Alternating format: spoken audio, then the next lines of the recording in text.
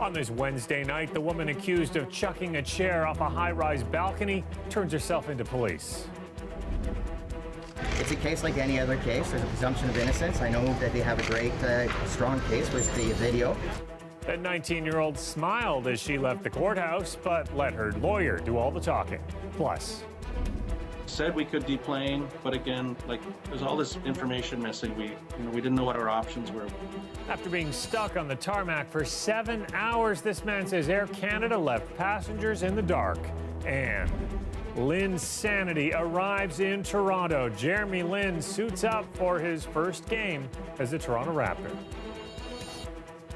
Good evening, I'm Mike Wise. 19-year-old Marcella Zoya is out on bail tonight. The alleged Toronto chair thrower made a court appearance this afternoon after being charged with mischief endangering life, mischief damaging property, and common nuisance, all apparently connected to that now viral video of a patio chair being tossed from a high-rise balcony. As Chris Glover tells us, it appears the incident happened in a condo unit being rented on Airbnb. Okay. Marcella Zoya had nothing to share other than the odd smile and laugh as she left court. She wished it never happened.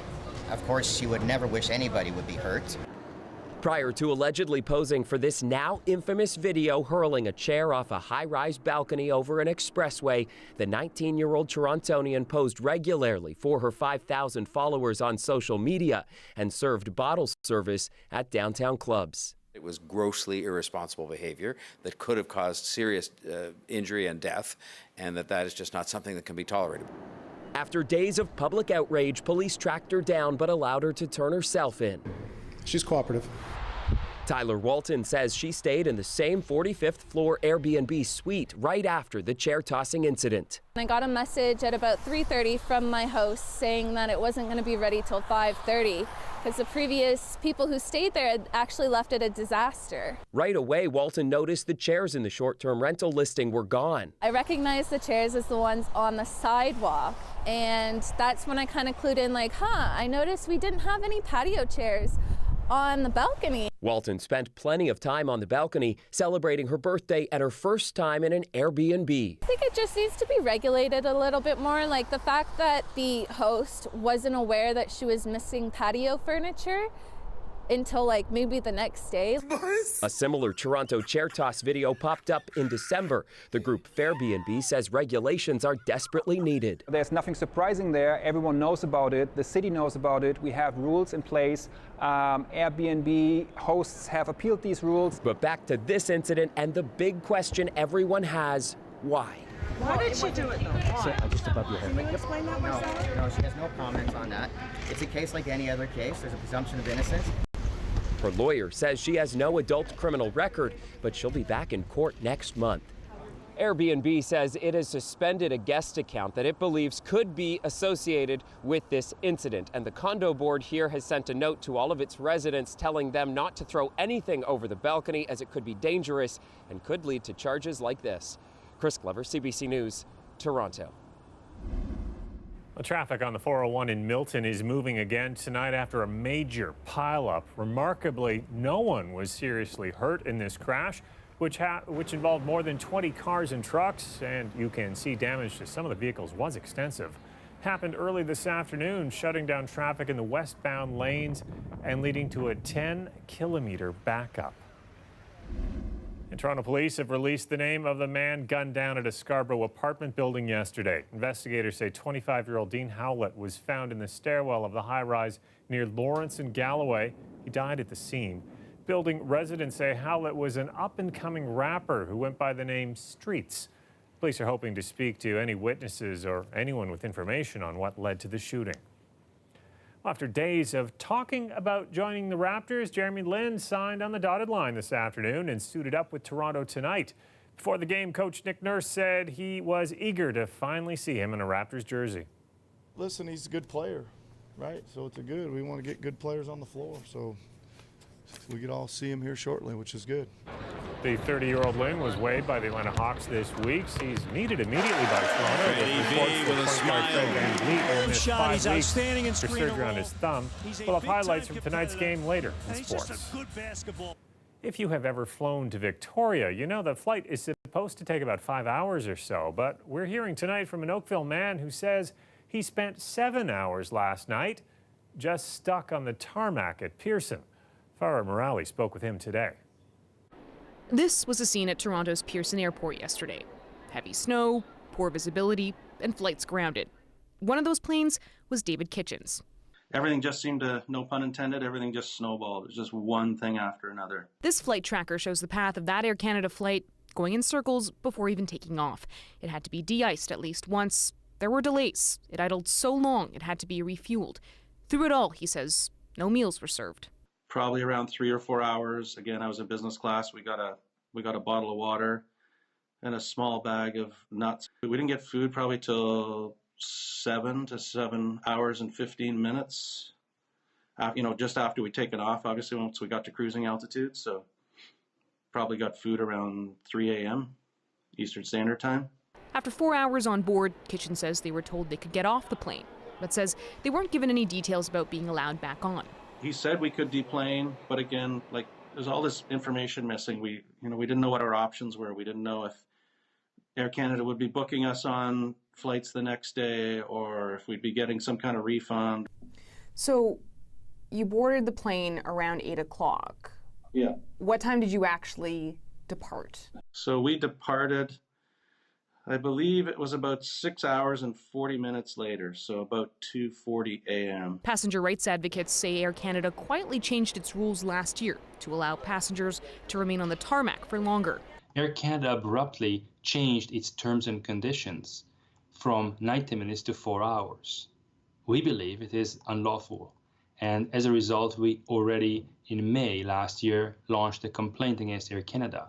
As for David, he says he didn't get the answers he needed from cabin crew. Flew out here to attend the funeral of a friend of mine's mother. So, and that takes place on Thursday. So, at the end of the day, I had to basically stay on that plane and hope that it got out of there. Well, Air Canada issued a statement to CBC News confirming those delays were related to yesterday's storm. It says it did make announcements throughout the delays and offered snacks and water at several times. In terms of compensation, it says it is still assessing all of the cancellations and delays yesterday and will be deciding that at a later date.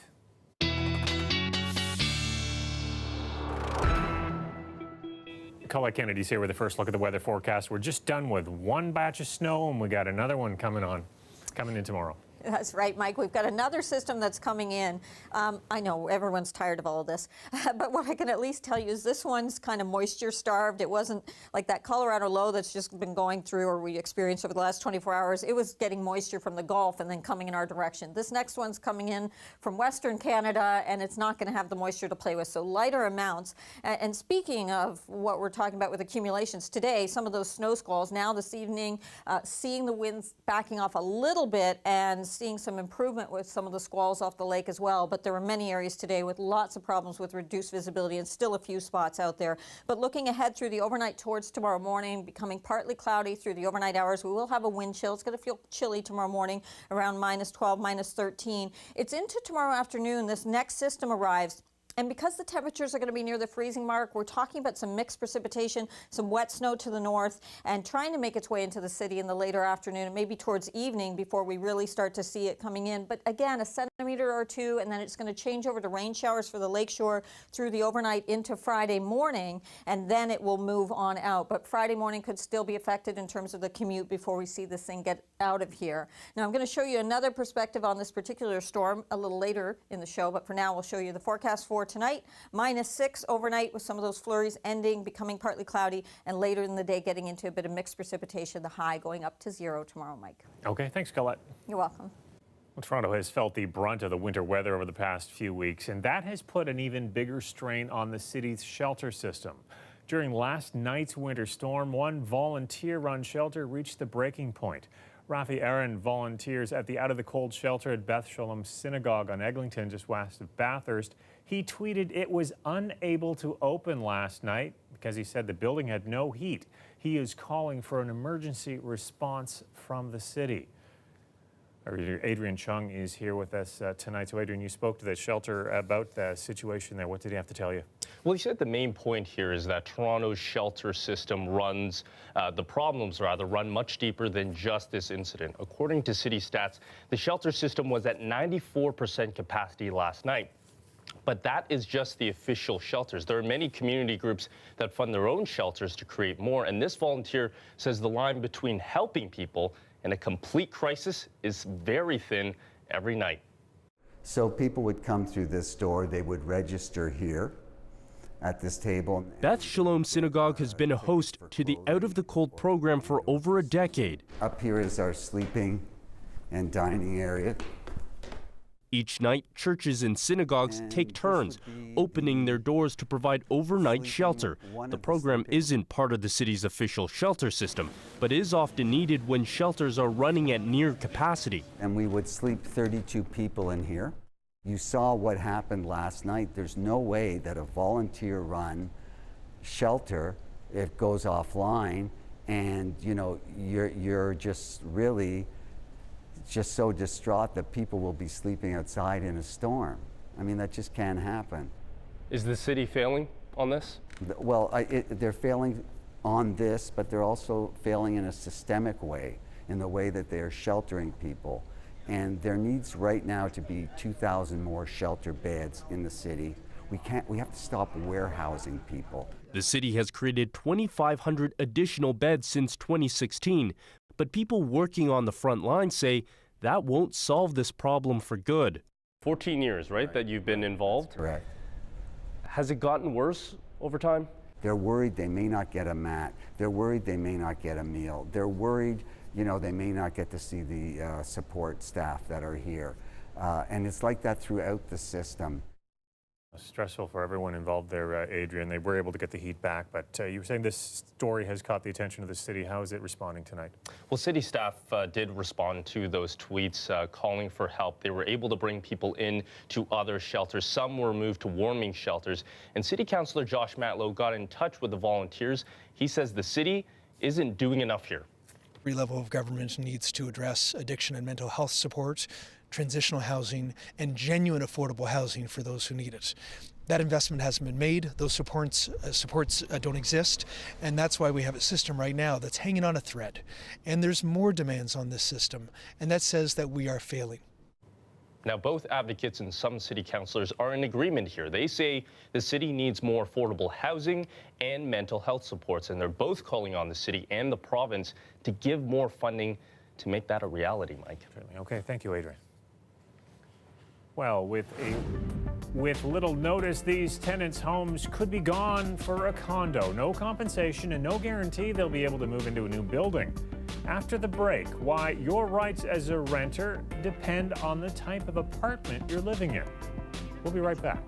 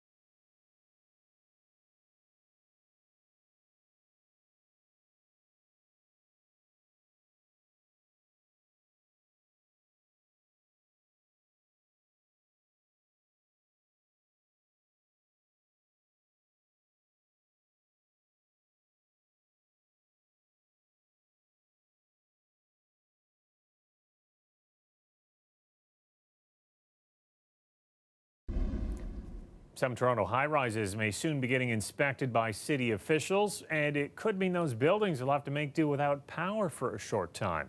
In order to inspect, for example, thoroughly inspect an electrical system, you have to turn it off. And this, we've seen, can cause in and of itself, just the inspection, some degree of disruption. The mayor says the inspections are necessary to prevent a recurrence of what recently happened at two St. Jamestown high-rises. 650 Parliament Street was hit by an electrical fire last August, displacing hundreds of residents. Then just last month, a building in the same complex experienced a burst pipe which flooded an electrical room. So the city is going to begin reviewing all high-rises. Once buildings with potential problems are identified, they will be inspected. The mayor adding that landlords need to do a better job of keeping their properties in a state of good repair. Well, renters, did you know that your rights depend on the type of apartment you live in? Buildings with fewer than 6 units don't have the same protections as larger ones. As Ali Chiasson tells us, that can result in quick evictions without compensation. That's unfair. It's totally unfair because it doesn't matter how many units. That's someone's home, Serge Grinkoff's home, and 2 other tenants who rent apartments here. It's like all of a sudden, 3 weeks ago, the property manager sent me a mail, and then she came here and put that sign in front. We know that they're gonna rebuild the property. They're planning to put little condominium. And because the current building only has 3 units, the landlord can go ahead and evict everyone, with no compensation and no guarantees to move back into the remodel. I don't have a protection, no compensation whatsoever. That's really hard.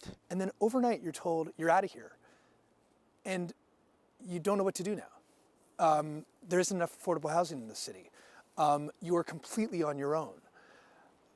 What's at stake is people's basic ability to live in Toronto. Councillor Josh Matlow is going to put forward a motion at an upcoming council meeting encouraging his fellow members to call on the province to close this loophole.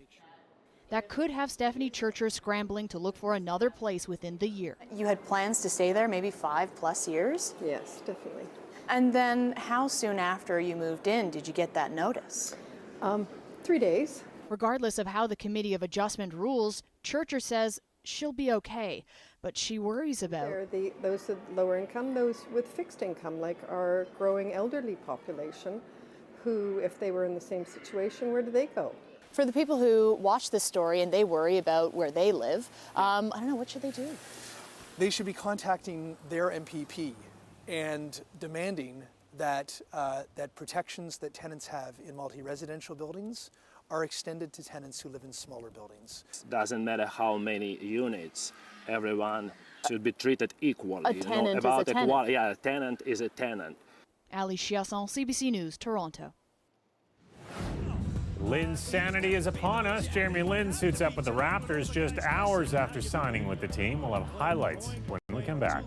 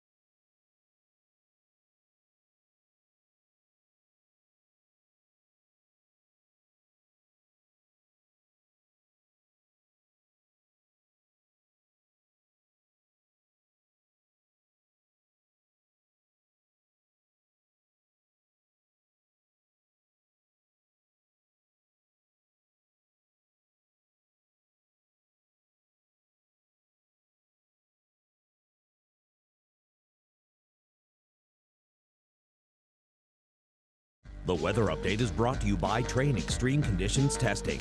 It's hard to stop a train, really hard.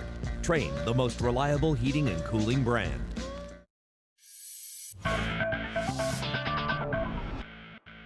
Jeremy Lin received a nice ovation from fans as he stepped onto the court tonight for the first time as a Raptor. Toronto hosting Washington.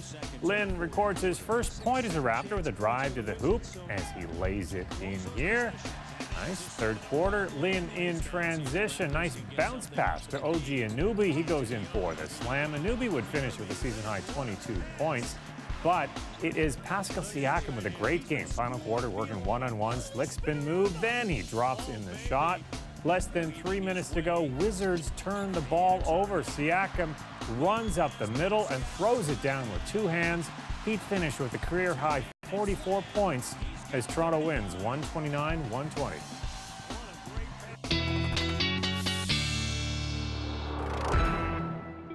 Colette's back with her extended forecast. Just in case you didn't have enough snow this week, there's more on the way.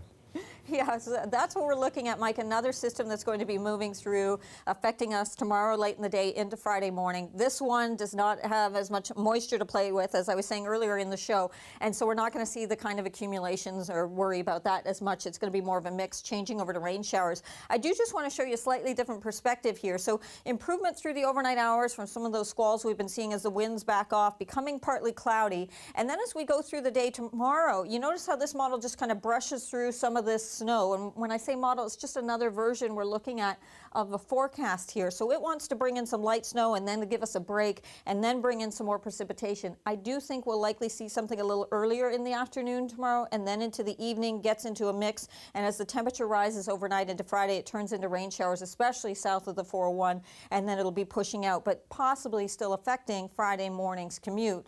A centimeter or two, but again, it's going to be such wet snow that we're talking about, wet flurries, that I'm not sure that we're going to see really much from this as it moves through. Now, winds have been such a factor with these storms going through too. As I mentioned, kind of seeing them backing off a little bit, and that's been helping with the snow squalls and the travel advisories that we've had in place earlier. But having a look as we go into Thursday and Friday morning, the next system comes in, and once again, we're going to see some strong winds, gusts over 60 and 70 kilometers an hour with this one, and that's once they shift around to the southwest. Overnight tonight, wind chills for southwestern Ontario of -13. You see your temperatures here eventually becoming partly cloudy as we get some gradual clearing, but then that system affecting you a little earlier, some light snow changing over to rain showers with temperatures like these into the afternoon hours. Shouldn't see too much. Couple of centimeters, 1 to 2 possible before that shift. Overnight tonight around the GTA, Markham at -7, -5 into St. Catharines, Oshawa at -6, and the same thing for the city. And tomorrow afternoon, this is where the temperature is going up, close to the freezing mark, in some cases just a little bit above, and that's why it's so likely that we'll see it change over to the rain showers. And then we go into Friday, I mentioned that it's going to kind of carry over into the morning hours, push the temperature up early, then the temperature will fall into the afternoon, and we do have some colder air moving in, some colder nights that we'll be dealing with as we go through the weekend into the beginning of next week. So, but at least we get to shift gears a little bit with these storms. A little bit. Okay, thanks a lot, Colette. You're welcome. Well, they are the country's newest citizens. After the break, the stories of hope and love that brought these people to Canada. It really is the end of a journey, but it's also a beginning of another chapter of the journey where they now contribute to Canada. And when I meet people who have started a business here, who are doctors, we had a pilot today, and we had moms.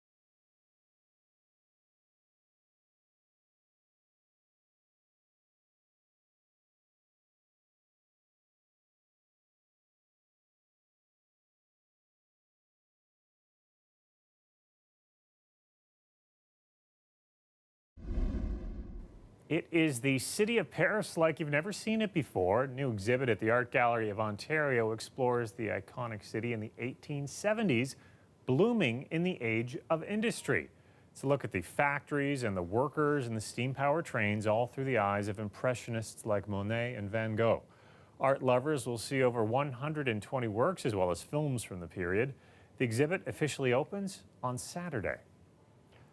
It was a special day for a small group of people in Scarborough. They're from all over the world, young and old, and today was the day they became Canadians. My colleague Dwight Drummond was there as a guest of honor, and he spoke to the new citizens after the ceremony. Take a look. You are now a Canadian citizen. Talk about what it feels like to now be officially a Canadian citizen. Well, it feels great, but I don't know. It's also kind of a shock because I don't know exactly what to expect. So like, it's all really new to me right now, and I don't know. I hope it's great. Do you like the snow? Do you like the snow? Well, I like it and I hate it at the same time. Well, I like it because like you can do so many things with it, but then it's also so cold and you have to get like dressed up. So, like, it's really cold. Sound like a real Canadian. You're already complaining about the snow. You're here, buddy. Yay. Fari, I hear your journey to Canada is a love story. Absolutely. So here's a picture of us, my wife and I, in 3rd grade in Iran. This is 40 years ago. The Iranian Revolution, we fell apart. She moved to Canada, I moved to States. She settled here, I settled in San Francisco. 7 years ago, she found me on Facebook. So I get this text from her. This is a voice from the past. We got together, we fell in love. I packed 2 bags, I left San Francisco, came here, and that's how I became a Canadian citizen for love. What a great story. Congratulations to everyone today. Before we go, tomorrow is Valentine's Day, and Metro Morning is going to be looking at the most romantic place in Ontario. That's right, you guessed it, Bowmanville. That is according to sales data from Amazon, based on the sales of erotic novels, jewelry, and adult toys. You can hear that tomorrow on CBC Radio 1. Trust me, it's before the kids will wake up, though. I'll see you tomorrow night at 11 o'clock. Good night.